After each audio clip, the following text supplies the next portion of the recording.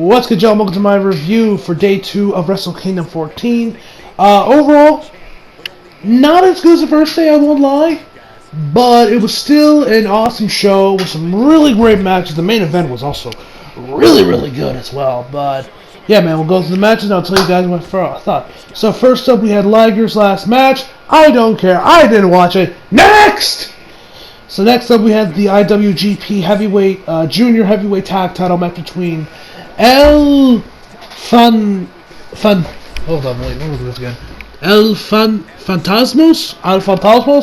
correct, El Fantasmos and Tanji Ishimori versus Sho and Yo. So this match is really good. I love high-flying, high-octane action. Really good. It was a nice little good match after that Liger match to really get the show on a good start. Really good. There was a lot of crazy spots with them, like transfer, like the dude was like, there's this one guy there, I forget which one it was, but like he was doing like the old school, he was like walking on top of the top rope before he like jumped over, flipped over him, and scratched his hands against one of the guy's back.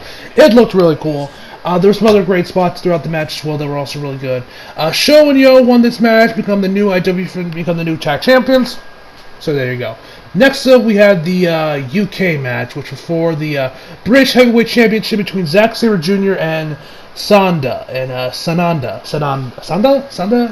feel like I said that wrong, but anyway. Zack Sabre Jr. retained in this match. This match was great. I've already mentioned before that I liked me some Zack Sabre Jr., but I gotta say, the best way I can explain Zack Sabre Jr. to someone is, imagine if Mr. Fantastic was a professional wrestler, because that's what the dude is. There were so many, like the way this man can move around, and move his body around to get into different submission holds and just maneuver the human anatomy. It's quite the thing to watch. It's quite interesting to watch and see how this. He's definitely one of the best technical guys out there, wrestlers period in the modern era. With just seeing how creative he gets this image, but there was also this one. But part of my favorite part of the match was when they were countering each other constantly, and they were countering each other's pinfalls. Like one would go into a roll up, and then the other they would counter, then they would kind of kick out before they go into another pinning combination. Then that would get countered, and then that would get countered, and that would get countered, and countered, counters on top of counters, on top of counters, on top of counters, on top of counters. It was great. You also see Zack Sabre Jr. lock in the Black Widow for a moment in the match.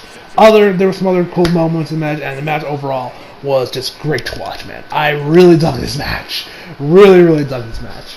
Alright, next up we had the IWGP Heavyweight Championship between my man Jon Moxley and Juice Robinson. Actually, this was something funny. I know, at least in the English commentary, they mentioned how they were both in Florida, but Juice Robinson walked away from that opportunity. I'm like, y'all can't mention NXT. Like, I get y'all two different promotions, but come on. Do you really think no one's gonna figure out that you're talking about NXT? Like, why don't you just mention it? Just say like, oh yeah, by the way, they were both in NXT, but he walked away from it. It just feels kind of dumb when they say like, oh yeah, they were both down in Florida. Yet you don't even mention the fact that yet you obviously mean that they were both in NXT. Look, I don't know, maybe it's just me, but I just find it kind of stupid. Like, if you're gonna mention they were both in Florida, just say that they were in NXT. Everyone there already knows what you're talking about. If you watch New Japan, you most likely watch NXT. So, no point alluding to it, just say it. Don't beat around the bush. But that's just me. I'm the type of guy that I'm like, if I'm gonna mention something, I'm gonna say, I'm not gonna beat around the bush, but that's just me. But this match was really great. John, I believe, John came out on top and retained the title.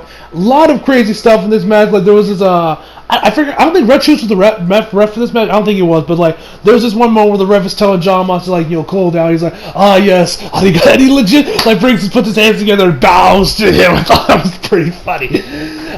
There was also this other great spot where I think John had Juice Robinson on top of a table. And on top of a not on a table, he had him on a steel chair, and he just clotheslined. There was a lot of he also hit later on in the match. He also hit another devastating clothesline in the match. And Juice Robinson's left hook, that thing, I forget what it's called, the left hand guy, I think it's called. Always looks really devastating whenever he uses it. But probably the craziest moment in the match, that was a little was this chair spot where John was charging towards Juice with a steel chair, and Juice just punches it with his left hand. Which they actually mentioned on commentary, that's how he broke his left hand 2 years ago. Which that's when we start. Which I remember that. I remember because that's when I first started in New Japan. It was in 2018, and that was like the brilliant. Because I was watching. I think that was I was going through the G1 at that point, and that was the one thing they always mentioned on commentary was the fact that Juice's left hand was broken. So. That was a nice little thing of continuity and stuff. So, at least from the commentary team. But yeah, that was like boom. Like there was another crazy chair spot we would see later on in the match with the Kota Ibushi match, which definitely, for me personally, was match of the night. But we'll get to that in a minute. But yeah, man, that match was awesome. Really, really great match. Of course, John retains with Dirty Deeds. And yeah, next up we had the Never Openweight Championship match between Kenta, or as you guys may remember him as Hideo Itami, I was watching right before I started watching Wrestle Kingdom yesterday, the first day of it. I went back and watched the finale of the G1 Climax between Kota Ibushi and Jay White, and I was skipping through it to get to the last match, and I noticed that there was this guy sitting on top of sitting cross-legged on top of another dude that looked suspiciously a lot like Hideo Itami, and I legit asked my man Emmanuel, was like, "Hey man, is it Hideo Itami in New Japan?" And he said, "Yeah." So I'm like, "Oh shit!" So he's he's a part of the Bullet Club. So. Yeah, man. So yeah, he's a new member of the Bullet Club. He might be the leader now. I'm not sure. Is Jay White still the leader of Bullet Club? Can someone confirm? I think he still is. Yeah, I think he is. I don't know. Tell me down below, guys. I don't keep up with New Japan like that. But anyway, so yeah, match was pretty good. Kenta looked really good. I never really watched much of Hideo Itami back because I wasn't watching NXT at the time, and I never watched 205 Live. Maybe something like a handful of times. He looked really good. Really good. I like the new Bullet Club shirt he has on. I like the design of it, and it looks really good in this match. Hirooki Goto came out on top of this match, become the new IWGP Never Openweight Champion. So yeah. Next up, we had match of the night for me personally, which was Switchblade Jay White versus my man Kota Ibushi. One problem I had with this match, but I get why they did it, but I don't like the fact that my man Ibushi comes out. Kota Ibushi came in 0-2 on Wrestle Kingdom. I don't like that. Just because I love me some Kota Ibushi. I don't like the fact he went 0-2. I mean, I get why you can't have the entire Bullet Club look. You can't have the Bullet Club look completely because they didn't look. Because I think this is the only match. Yeah, this is the only match the Bullet Club actually won. Like all the other matches, they lost. The Gorilla Jets lost their match. The match Battle of Fale was in loss. Kenta lost his match. All the Bullet Club members except Jay White lost their match. So I get why you did it. You don't want them to look completely weak. The same thing when I mentioned when I did, I think it was like Takeover 25 when Adam Cole won the NXT NXT Championship. I was like, I get why y'all gave Adam Cole the title. I mean, me personally, before that, I was like, could you at least give John at least one championship match that he retains in before you give it to Adam Cole? But I get why you did. You don't want to have the entire Undisputed Era look weak. Same applies here with the Bullet Club. I get it, but it still sucks, when your favorite guy in that particular company or that particular promotion loses 0-2, It sucks, man. But that regardless of the match itself was awesome. Once again, we saw some more of what I'm now going to call No Sell Ibushi. I love when Kota goes into No Sell Ibushi mode, but one thing that was the main focus of this was Gaeta. I didn't do his name is the guy that's managing Jay White. He would interfere a couple times. He would grab the ref, pull him out from under the. Which actually there was this. I don't even know how, but there was this one part of the match where he was counting. I think it was after Kota hit the last ride. He the ref's counted 1, 2. Then Gaeta or whatever the hell dude's name is pushes him out of the ring. Then next time we look at him, he's over the barricade. So I don't know if he pushed him so hard he went over the barricade. If the ref was just selling that good, or he took him out of the ring and then just threw him over the barricade. You couldn't really see, and we didn't get a replay, but yeah, man. So that was pretty crazy. So yeah, there was also a lot of matches. Like there was this one spot, this one, oh my god, yo, I'm just remembering now.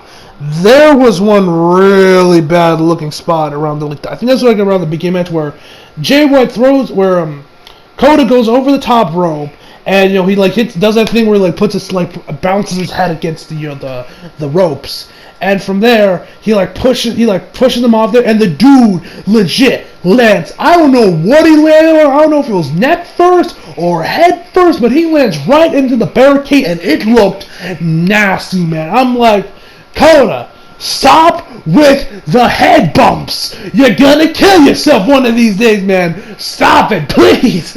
I'm worried that you're gonna kill yourself doing this. Like, fuck me, man. That looked pretty brutal, man. That was one brutal spot there, man. But there was another. But then Coda wanted some more because he also took an unprotected chair shot as well, where I believe it was Gabe just threw a chair at him and just like it just hit him right. And the sound it made was just You could, man, it was pretty brutal, man. Like Kota Ibushi, man, that man cannot be human. That man cannot be human with the bumps this man takes. If Kota does not have a concussion, it'll be a fucking miracle. Seriously, if the man didn't get a concussion from either that or that spot with the barricade, it'll be a fucking miracle, ladies and gentlemen. But anyway, let's get into when we get to No Sell Ibushi. So first off, Jay White starts hitting with like a bunch of elbows to the back, but eventually after a while he just stops taking him and just slowly rises back up. Kota just ain't selling these, and then he hits him with an elbow to the face, which sends Jay White right to the floor. Then you just have that deadpan expression he has, where it's just like, you ain't shit, bro. And I like what they mentioned on commentary, where they're like, this is like some fluke zone. Like this, in a way, they were not saying it, but they were pretty much saying that this is Kota's Ultra Instincts. Yes, let me throw in the man. I'm wearing my Ultra Instincts t-shirt actually while I'm recording this. So, boom, there's some correlation for you. But that's pretty much what they were saying. This is Kota's Ultra Instincts. So they just tell him, like, come on, Jay White's like backing away, being like, nah, man, nah. So then he slowly gets back up, like pushing him away, trying to get some air. He's like, get away from me. And so Kota just tells him, come at me, bro.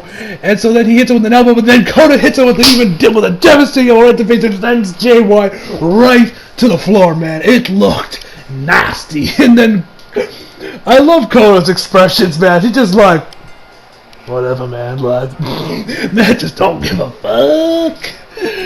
No Sell Ibushi is best Ibushi, if you ask me, ladies and gentlemen. So, yeah, that was awesome.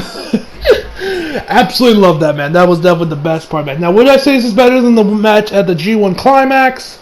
I think I might like that.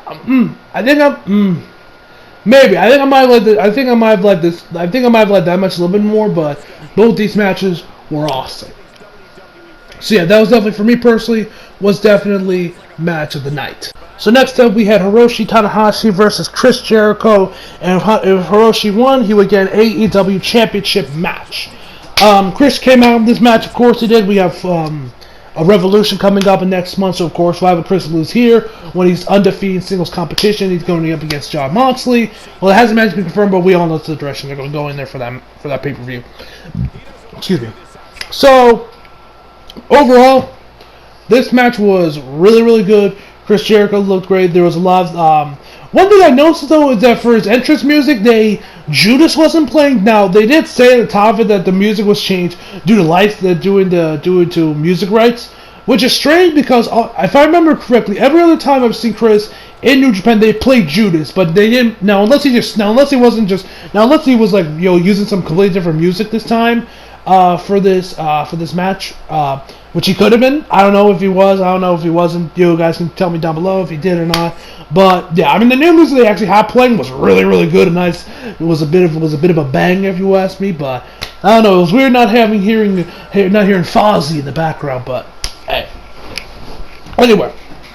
So and also Okay, I mentioned this before, but I hate the makeup with Chris Jericho. Like, I love Chris. I love his gimmicks, man, especially like the list.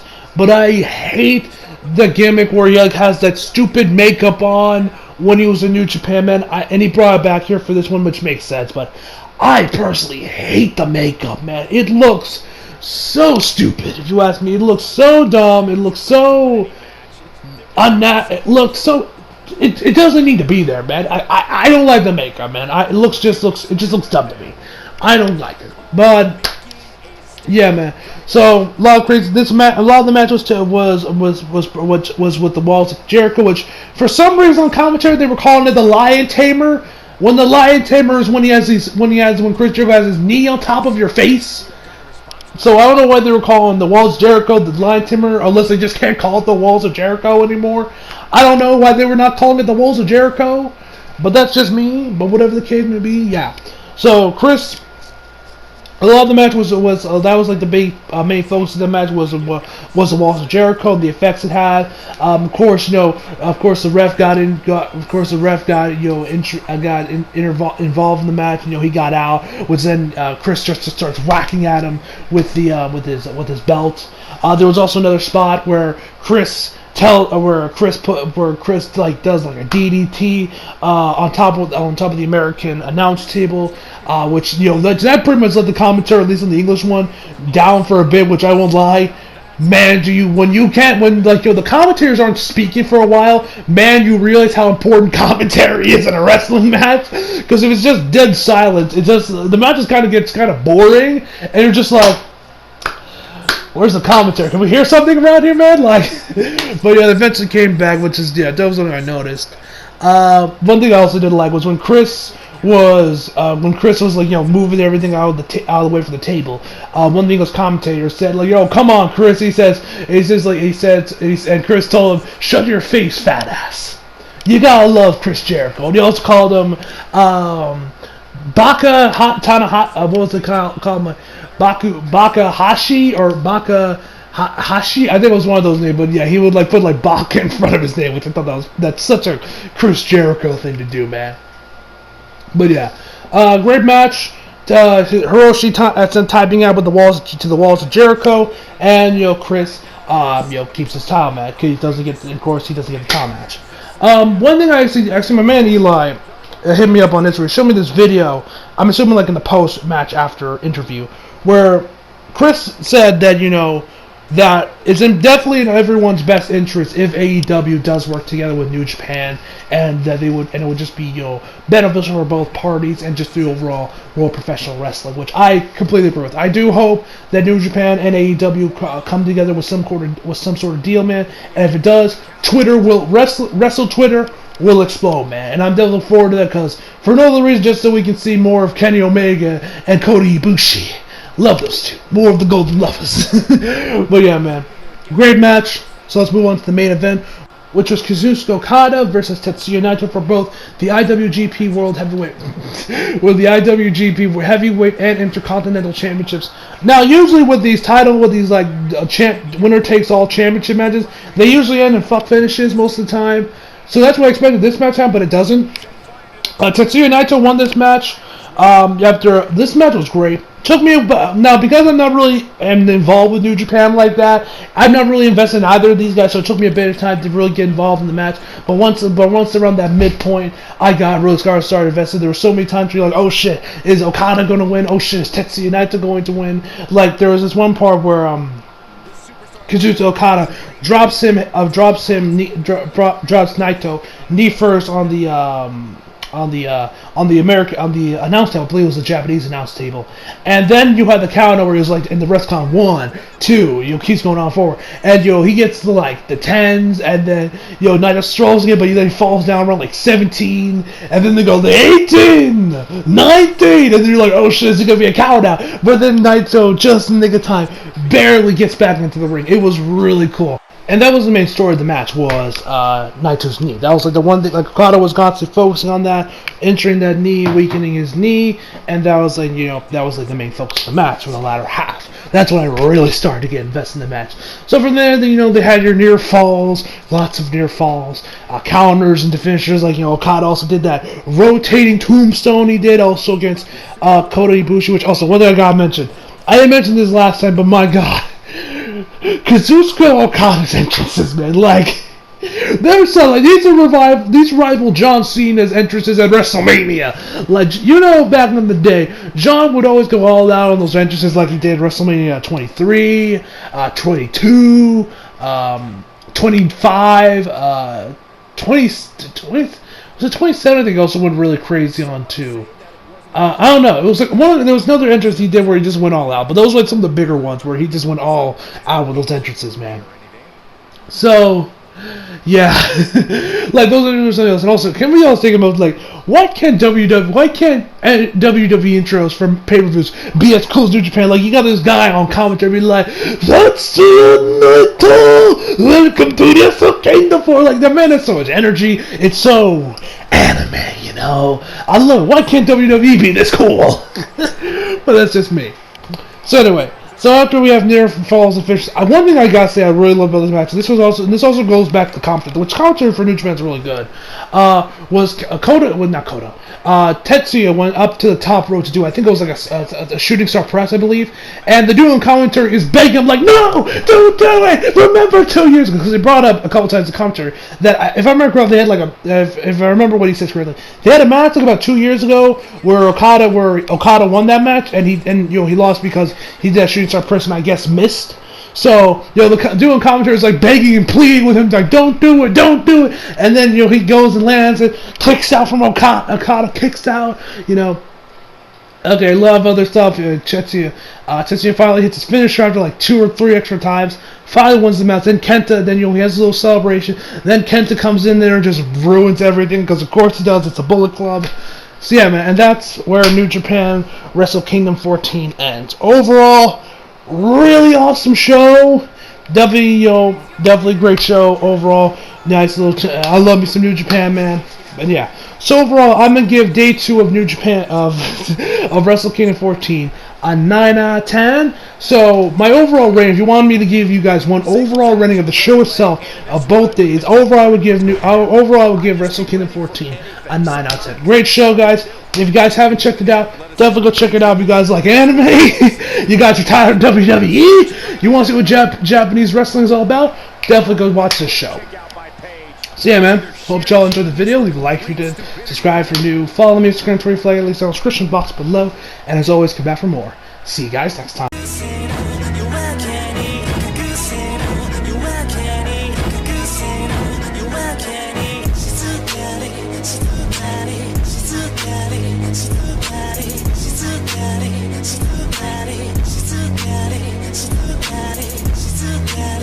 too bad.